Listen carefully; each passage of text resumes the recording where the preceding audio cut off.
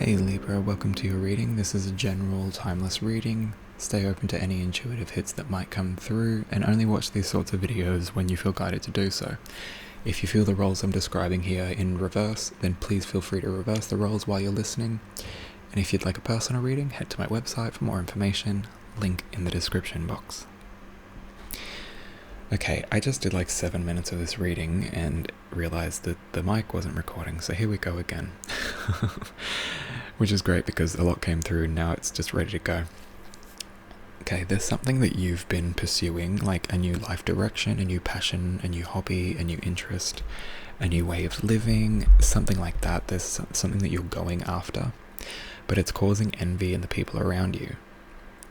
Jealousy, envy, and it's being presented to you by those same people as loving concern or just an offhanded comment about I can't say exactly what it is because I'm not sure. This is a general reading, but it'll be something that looks like, oh, are you sure that's what you want to do? Maybe you don't do that because it costs you too much and that's not for you. Or maybe you shouldn't go there, move there, buy this, do that, start this, think that, all that sort of stuff, because of X, Y, and Z reasons that I've now just given to you that you probably didn't even think of. Those sorts of people in life that can just be general loving concern, but in this case, whatever this is that you're going after, and I feel like you're going to know exactly what it is when this reading plays out, these people come and say no, you shouldn't do that, that's not for you, that's not right, you should, what about this, that's not the wisest decision for you to make. For a lot of you, I get though that this is the wise decision, and I'm not talking about some reckless I'm going to move in with someone that's clearly abusive towards me and has cheated on me, or a friend that's abused me year and year after year and year, you know what I'm saying. There's this toxic fake energy around this, but it's kind of with these particular people, the only way that you guys can get along is if you agree to get along for the sake of getting along, and you placate them. You satiate their envy, their anxiety that comes from that sense of envy and jealousy, which is what it is. You trigger their anxiety, which makes them feel envious, or they feel envious, which triggers their anxiety. Depends on which way you want to look at it. And then they project that onto you by loving concern, loving comments, kind, supportive gestures, but really it's not. It's coming from a place of envy and fear. And then I get that for this person, whoever this is, or maybe a group of people, you've had to just get along for the sake of the community, for the sake of the group, the work group, the family group, the friend group, whatever it is. But the people that are being envious, like this person, whoever this is, that could be one person, it could be multiple people. I get that for a lot of you though, the numbers will probably be low by comparison to the communities or groups that you guys are both a part of. Which means out of the group, you're probably only getting this sort of behavior from maybe 1 or 2 people, maybe 3 people. But you're not getting it from everyone. And in order to continue being a part of that community, you have to bring yourself into a state of complacency. You have to be complicit. You have to subjugate yourself to behaviors and situations that you shouldn't have to be subjugated to. You shouldn't have to squash your light, dim your light, so that they don't feel jealous or envious. You need to just shine, because what I'm seeing is there's a repeated pattern. The 7s of Swords, that's a repeated thing. If it was a bad thing, let's just say bad cards, quote unquote, are usually, for me, 5 and 7. 5 is the beginning, it's the first thing, it's the first round of arguments or disagreements or unease. The 7s are it's the same thing, but it's been repeated, and it's been a cyclical thing, and there's likely been a moment of peace in between whenever this first started to now. But what I'm getting is the 7 with attachment. So it's kind of these people are attached to seeing things in a certain way, which is causing them the envy and the anxiety. It's not actually what you're doing, it's their outlook and their inability to grow and self-reflect. They have this pattern, this like programming in their brain, like every time you do something or say something, it's going to like process in their mind one way only. There is no other way for them. You will be their threat, you will make them anxious, they will feel envious about you pursuing your goals and your dreams. But what Spirit's saying is that you need to pursue this regardless of how people react. You need to do this. And now, again, I'm not talking about like maybe, I don't know, some abusive boyfriend, like, I'm going to move in with him and my parents say no. Like, I'm not talking about that. Like, this is like a passion project. This is like something that brings you to life. And there is no red flag. There is no needing to gaslight yourself into thinking that this person or this opportunity is a good thing, when really you've noticed things, but you're pretending like you haven't noticed those things. This is something that's wholesome. It's kind of like, no, I know this is for me. I feel that it's for me. I want to pursue this. This is what I want to do. This is where I want to go. It could be like relocation, new job, new friends, new hobbies, whatever it is.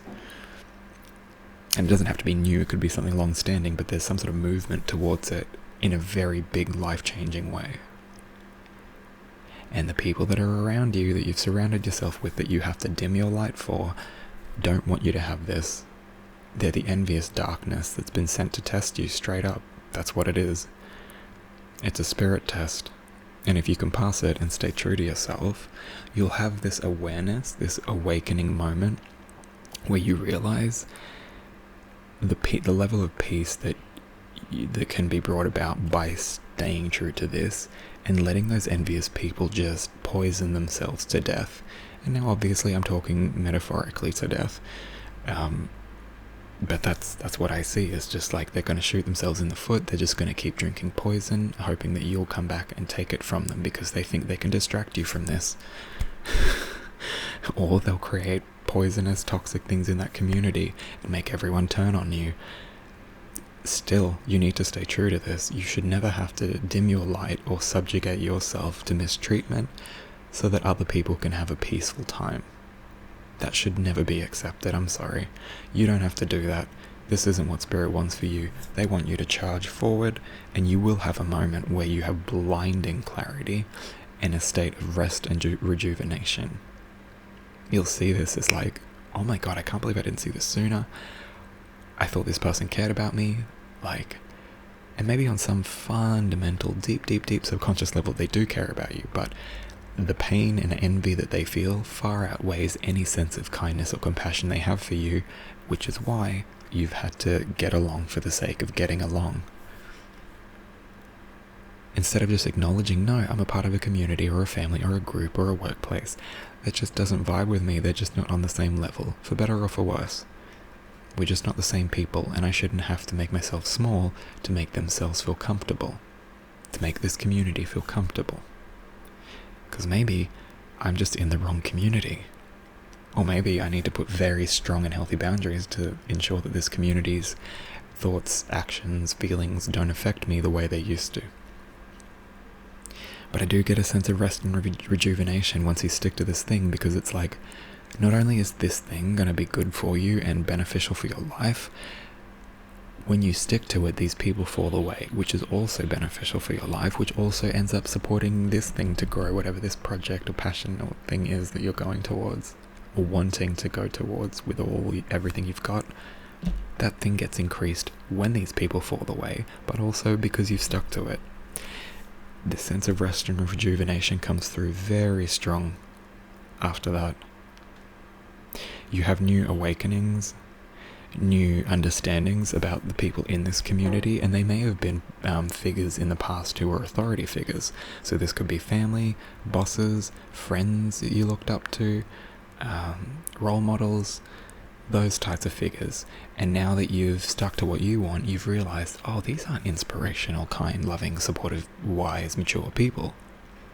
These are people just like me. These are people who were hurting, but they haven't stuck to what they need to stick to, so now they're just trying to ruin it for everyone else when anyone else tries to stick to something. Kind of like, if they can't have it, no one should type energy.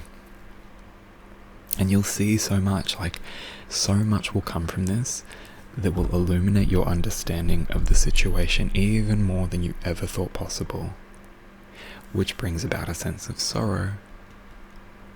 And a storm warning, yeah, it's kind of like, depending on where you are in these communities and how much control they have over you, will depend on, I guess, the level of chaos that comes from it. But it's kind of like the sorrow is about the storm that already happened. I feel like once you get to this position, you're not going to think, oh, here it goes, here comes the rain. Oh my god, storm warning, of course, thank you, Spirit. Rain, yes, storm warning. Okay.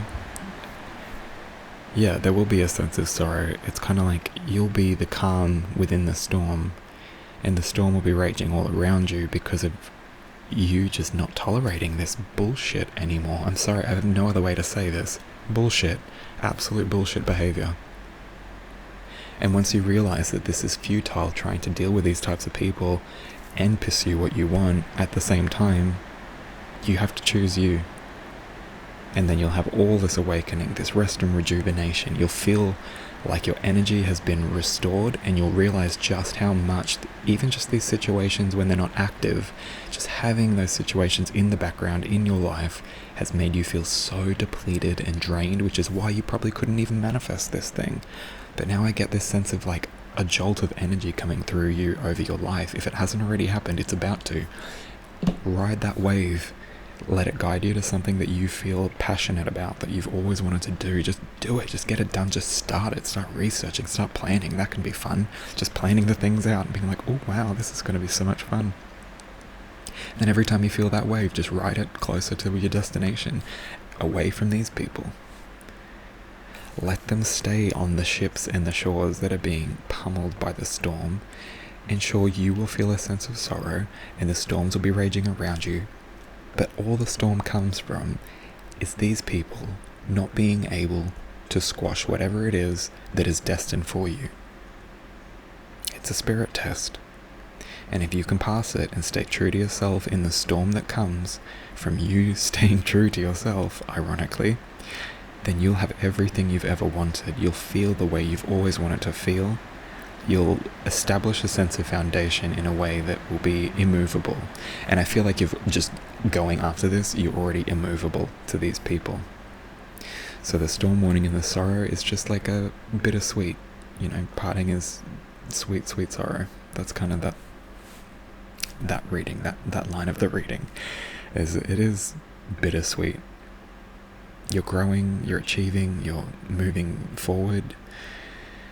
But they're also stagnating, and you're also having to let go of familiar things, familiar dynamics, situations, relationships, all that familiarity gone.